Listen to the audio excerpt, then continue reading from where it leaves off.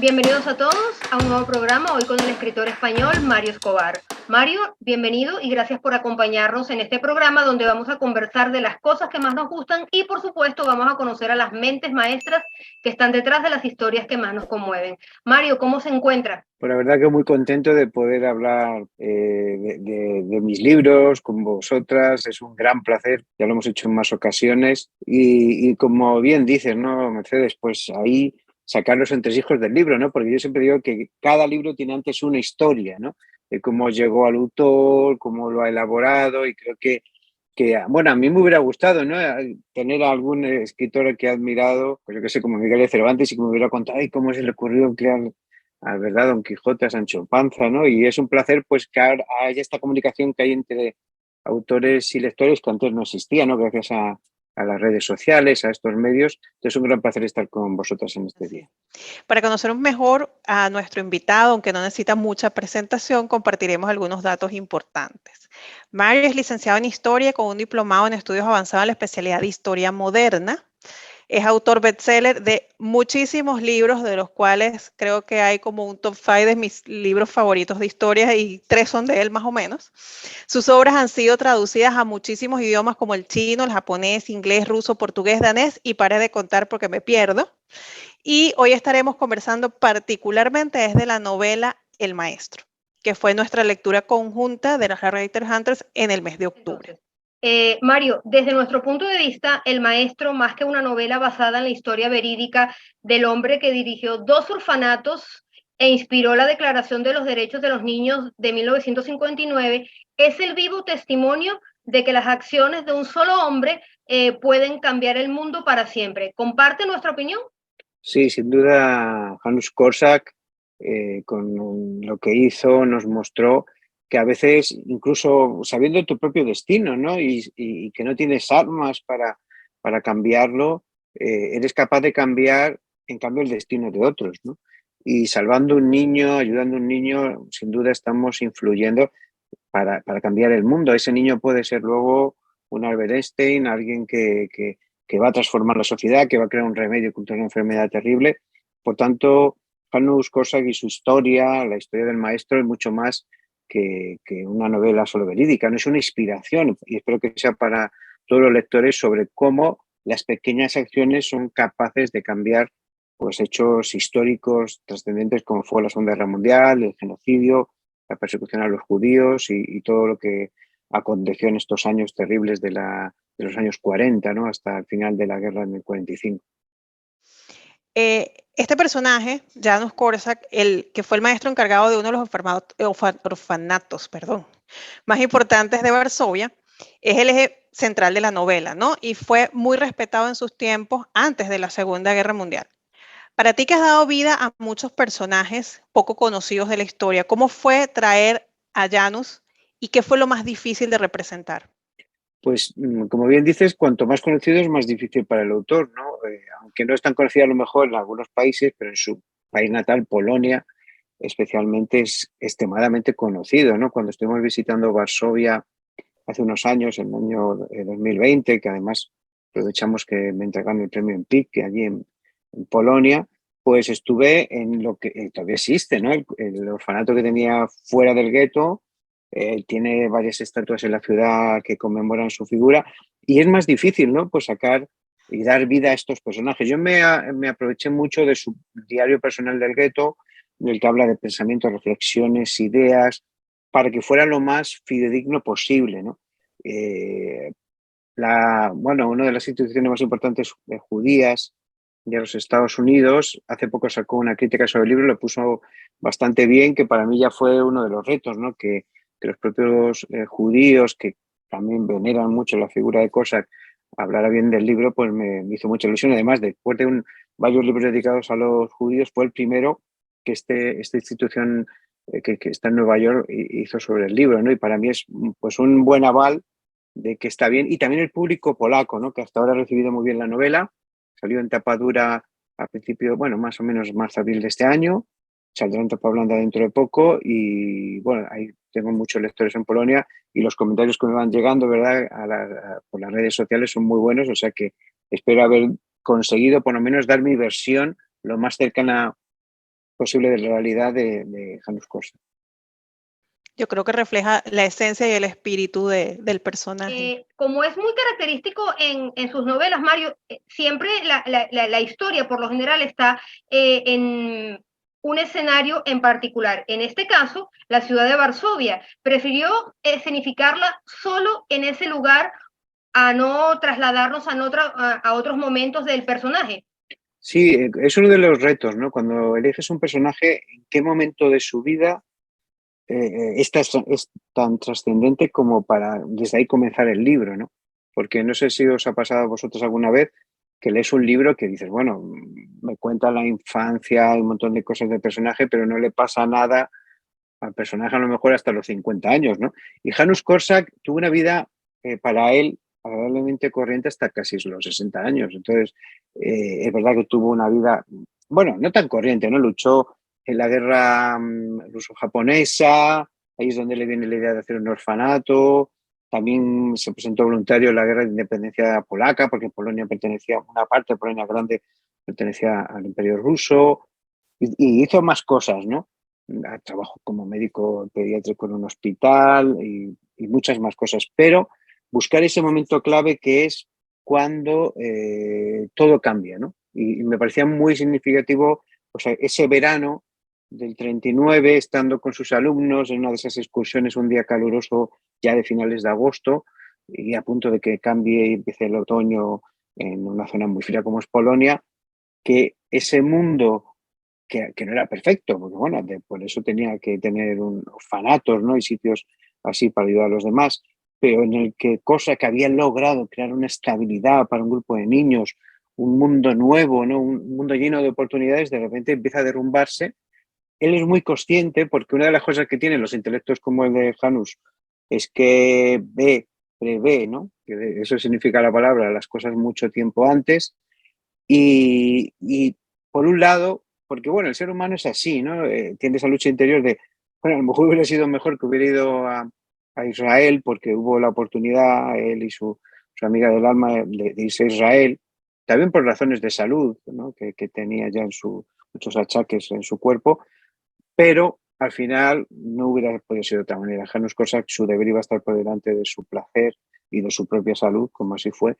Y entonces yo pensé que era el momento clave, ¿no?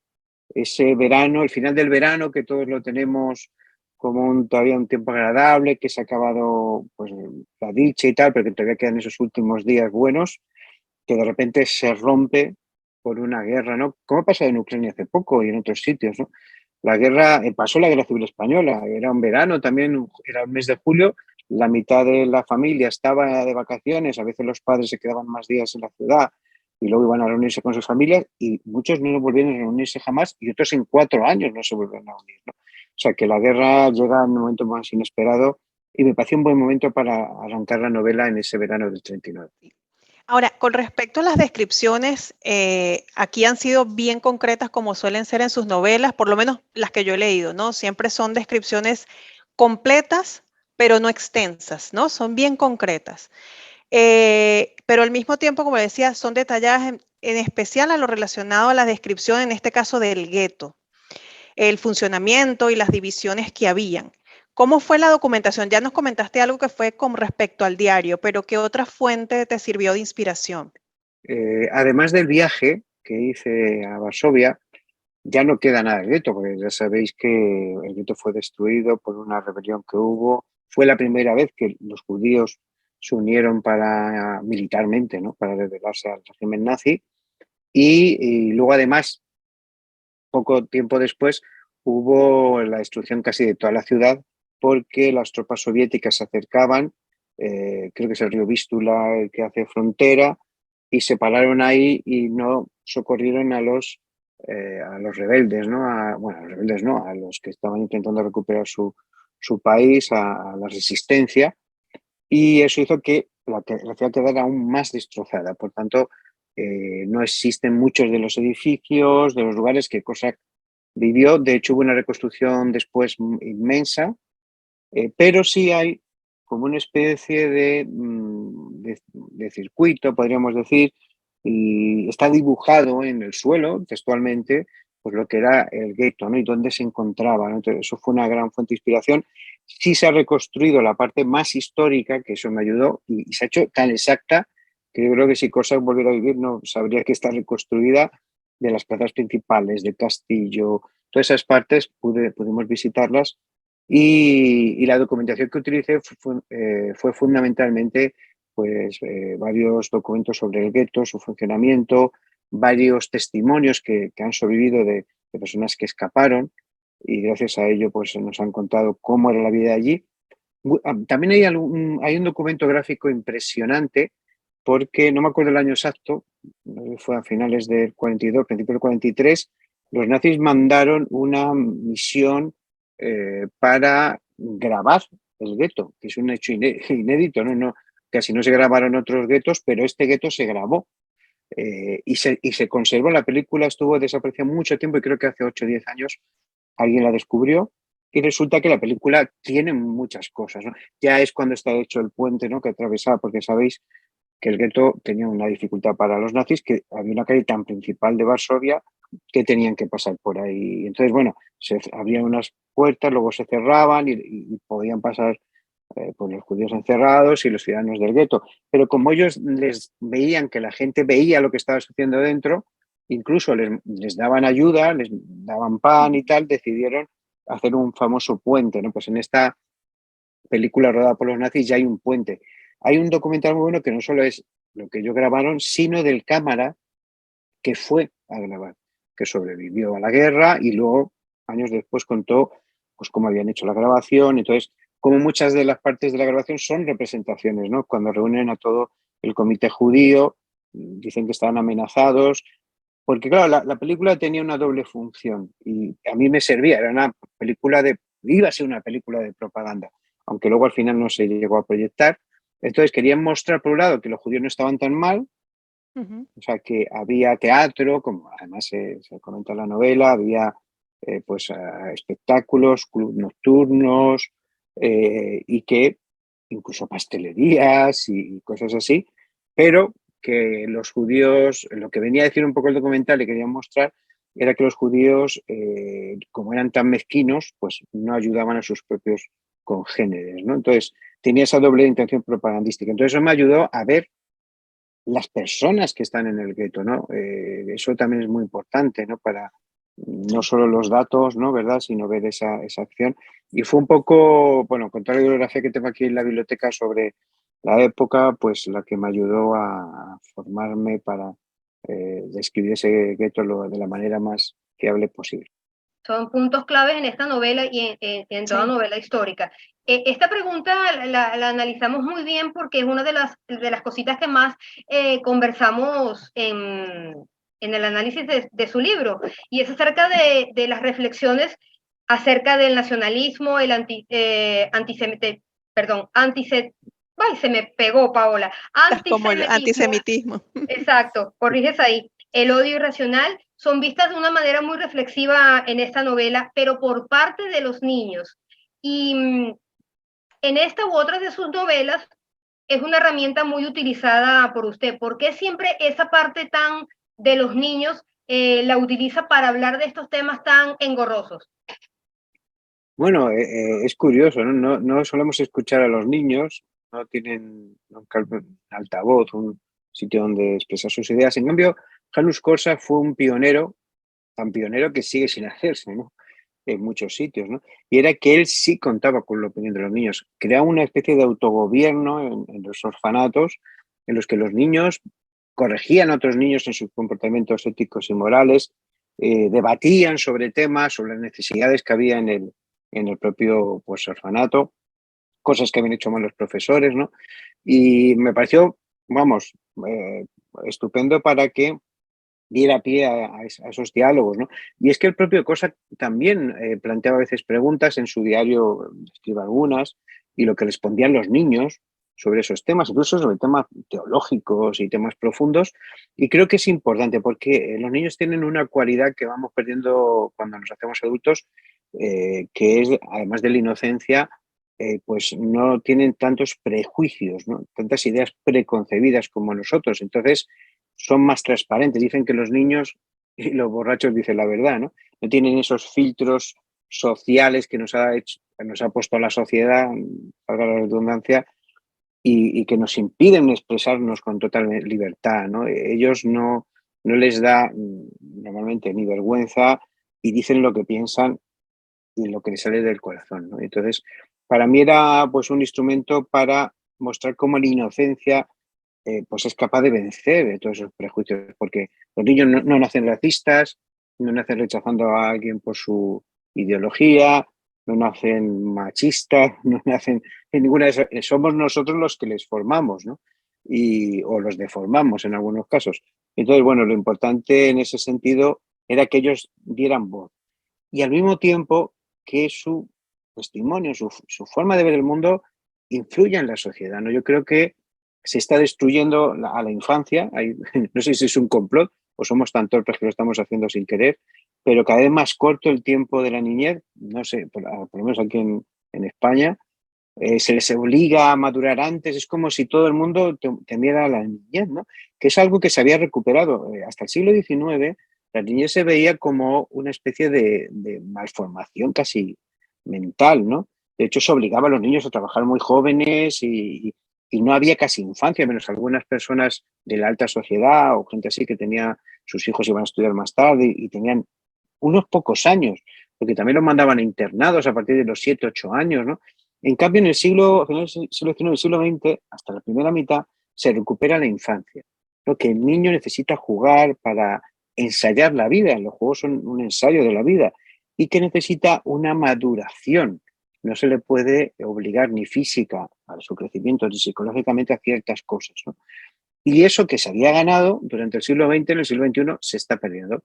Queremos adelantar la sexualidad de los niños, sus formas externas, ¿no? de crecimiento, y con 9, 10, 11 años, 12 años, empiezan a dejar de ser niños. Yo me acuerdo cuando yo era niño, todavía con 14, 15 años, jugaba a veces con los muñecos y yo ahora lo veo impensable en una persona de 15 años, ¿no? Porque están aleccionados para que dejen eso, ¿no? Entonces, bueno, la idea era eso, ¿no? Que los niños tomaran la voz y nos diéramos cuenta que un mundo gobernado no por niños en ese sentido, pero sí con la inocencia de los niños es importante.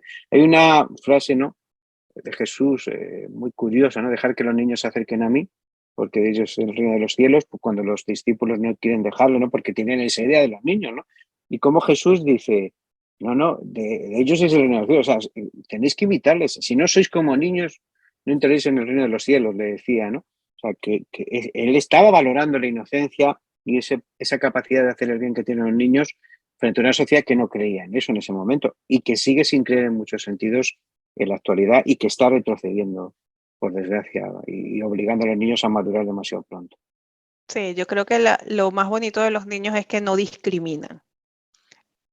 Eso creo que, y es lo que demuestran los niños que están en el orfanato, ¿no? Que no entienden por qué sí el que estaba en la escuela jugaba con él, ahora no juega con él. Entonces creo que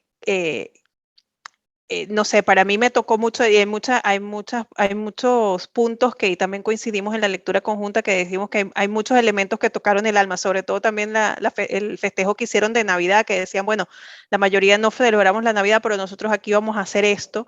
Y estaba el pan dulce y todo lo que hace el maestro, ¿no? Para poder darles ese poquito de luz y de alegría en esa fecha. Sí, a mí me gusta mucho reflejar en medio de esos momentos terribles fiestas como esta, ¿no? Que dan un poco de luz y que muestran que hay unos paréntesis hasta en la guerra, ¿no? Momentos en los que parece que todo puede volver a la normalidad, ¿no? Luego, por desgracia, no sucede así, ¿no? Pero, y luego también los profesores se empeñan hasta casi el final, hasta el final, que los niños no tengan que sufrir, ¿no? Todo lo que está sucediendo a su alrededor, les protegen en cierto sentido emocionalmente. No, claro, niños es lo que hay, pero de alguna manera, por medio de la fantasía y la imaginación, usan el teatro y otras maneras, ¿no? Para que los niños vivan la realidad de una manera muy diferente y puedan soportarla. Y eso es para mí una labor que hicieron no solo Hanu, sino todos esos profesores, porque era presentar el mundo así a esos niños sabiendo ellos la realidad, ¿no? Es muy duro, porque en el fondo es como un doble esfuerzo, no solo tengo que soportar lo que tengo que soportar, sino que encima disimular o crear un mundo paralelo para que los niños no vivan en este mundo tan terrible. Es correcto. Nosotros consideramos que esta novela es para cualquier público, incluso para los lectores más jóvenes, que hoy en día, en otro libro estaba viendo que hay mucha estadística sobre que el conocimiento sobre el Holocausto se está perdiendo, ¿no? Sobre todo en estas juventudes de hoy en día. ¿Considera que su novela invita a esa reflexión de los hechos pasados precisamente es para que no sean repetidos en un futuro? Sí, toda novela sobre el Holocausto busca que no se repita la historia, ¿no? Y que se conozca. Pero también tiene una labor aún no solo pedagógica, ¿no? Sino, yo diría, de recuperación moral, ¿no? De la humanidad. Es como intentar darle la vuelta, cambiar lo que los nazis casi lograron, ¿no? Que fue exterminar de raíz la memoria, ya no de un pueblo, sino de millones de individuos. Al recuperar sus historias, lo que estamos haciendo es devolverle la dignidad humana que le quitaron los nazis. Sabéis además que es una tradición muy bonita judía, que los judíos dicen que mientras se recuerda, ¿no?, a tus seres queridos siguen vivos, ¿no? Y incluso ellos hacen oraciones por sus seres difuntos, porque los reviven en cierto sentido mientras están haciendo estas oraciones. Pues era un poco eso, ¿no? Devolverles a la vida para que nos susurraran al oído, pues que podemos hacer las cosas de otra manera, ¿no? En el fondo eso es la memoria. La memoria histórica no son datos, cifras, hechos que debemos memorizar, sino son las generaciones que nos han precedido advirtiéndonos de los peligros que ellas vivieron, ¿no? De las locuras que cometieron, de los problemas en los que se naufragaron, ¿no? En sus vidas o como sociedades, ¿no? A veces estamos ciegos y sordos, ¿no? Porque estamos obsesionados con el futuro, que no existe, solo tenemos el presente y se nos olvida mirar hacia atrás y contemplar todo lo que ha sucedido para no repetir los errores y sí las virtudes y los aciertos, ¿no? Y toda novela histórica tiene esa intención, más esta, ¿no? Que intentan removernos el alma un poco, ¿no? Para que empaticemos, nos demos cuenta que nosotros podemos ser verdugos o víctimas y que si somos conscientes de ello, pues va a ser más difícil que nos engañen este tipo de regímenes, ¿no? Que son racistas, que buscan que el otro sea explotado o alienado, ¿no? Sí. Y yo creo que esa es la labor de la novela histórica, en especial de la del Holocausto. Y si miramos en lo que está pasando hoy día, pues no aprendemos, porque si no la guerra de Ucrania no existiera, pero definitivamente como humanidad no aprendemos. Y claro. Bueno, la guerra de Ucrania nace en la Segunda Guerra Mundial. Una de las cosas que sucede es que la historia es lineal y los acontecimientos que pasan ahora son el eco de lo que pasó, ¿no? En la mala distribución, la creación de la Unión Soviética, que el reparto de Europa por las grandes potencias luego llevó a la guerra de Yugoslavia, ahora la de Ucrania. Entonces vemos que siempre lo que sucede está sembrado en el pasado, ¿no? Y correcto. por eso es importante lo que hacemos hoy para que nuestro futuro no sea tan malo, ¿no?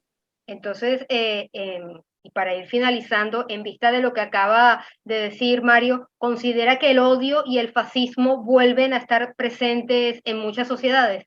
Vivimos una época de intolerancia sin precedentes en los últimos 50 años, posiblemente, ¿no? Tras la caída de la Unión Soviética en 1989 se pensaba que iba a haber un mundo ideal, se dijo que era el fin de la historia, que la sociedad solo iba a crecer tanto económicamente como en felicidad, que el progreso y la tecnología nos iba a llevar a cuotas pues eso, sí, de felicidad, de tranquilidad, que iba a haber una paz mundial casi, que el hambre se iba a acabar en el mundo. Pues vemos que no ha sucedido nada de esto, ¿no? Y desde la crisis del 2008 especialmente, lo que ha sucedido es todo lo contrario. Diferencias, sobre todo sociales, aumento de la pobreza, luego la pandemia ha acentuado más esto en muchos países de todos los continentes, pero en algunos más que en otros porque venían de una situación más precaria, y todo esto pues lleva a que la sociedad se haga más extrema, ¿no? La gente quiere soluciones fáciles para problemas complejos y todo tipo de populismos, de extrema derecha, de extrema izquierda, de cualquier tipo de ideología, aprovecha esa desesperanza, ese temor, porque sobre todo es el miedo, ¿no? Lo que más genera la extrema derecha para atraer a su público, podríamos decir, ¿no? Inseguridad ciudadana, un montón de cosas que están latentes en la sociedad, que existen realmente, y se busca un chivo expiatorio, ¿no? La extrema derecha siempre busca un chivo expiatorio. En la Segunda Guerra Mundial fue el pueblo judío, puede ser una clase social, un grupo étnico, e incluso buscar chivos expiatorios en la historia, ¿no? Y al final lo que busca eso es entretener a la población para que no vea los problemas reales y que esa extrema derecha no soluciona nada, ¿no? Porque estos partidos de extrema derecha suelen crear luego una oligarquía que mantiene el status quo en el fondo, lo que pasa que sí tiene ciertos gestos populistas, ¿no? Hacia sobre todo los más desfavorecidos, y de alguna manera les intenta saciar sus necesidades más básicas para mantenerse en el poder, ¿no? Entonces, al final, lo que se consigue es que la sociedad cada vez se haga más extrema en uno y otro lado. Esa polarización, esa división social favorece a cualquier tipo de régimen autoritario, ¿no?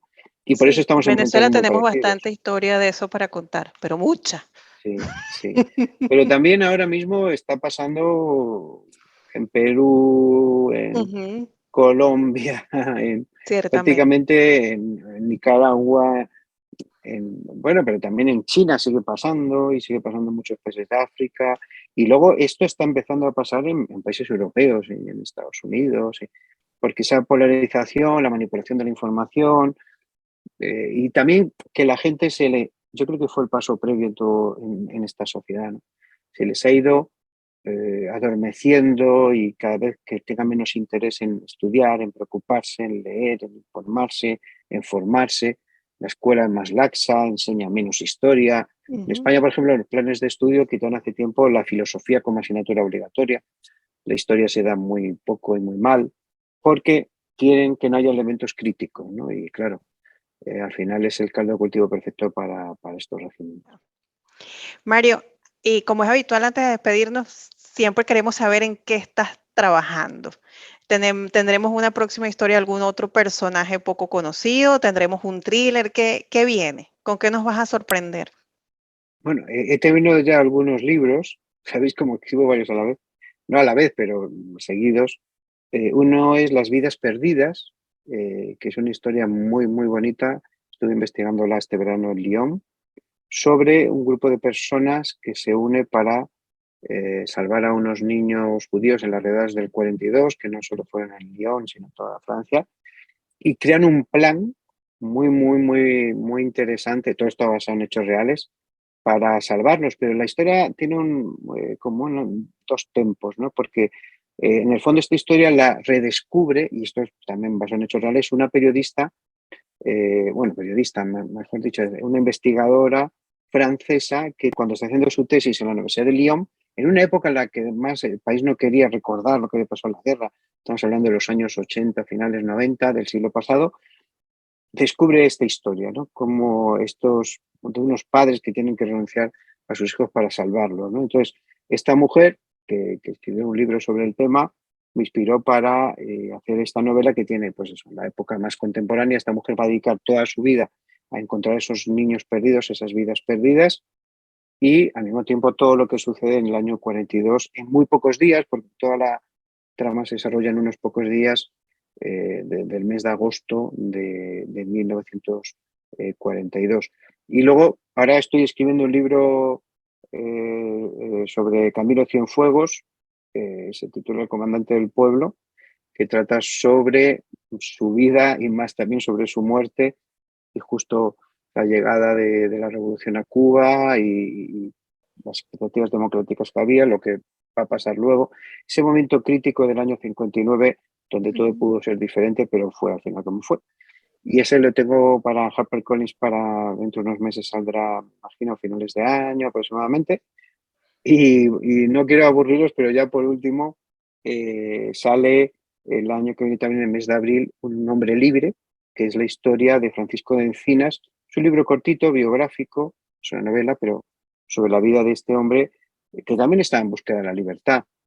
Un hombre burgalés, español, que va a estudiar a los Países Bajos y allí descubre que la libertad que le proporciona la lectura de la Biblia, y decide traducir el Nuevo Testamento al castellano, y empieza a tener un montón de impedimentos y persecuciones, y él quiere además luego seguir publicando otros libros y piensa que los libros nos hacen libres, y es esa historia de libertad de Francisco de Encinas, un personaje también real, y su lucha porque la gente pueda leer y sea libre para leer y pensar por sí misma.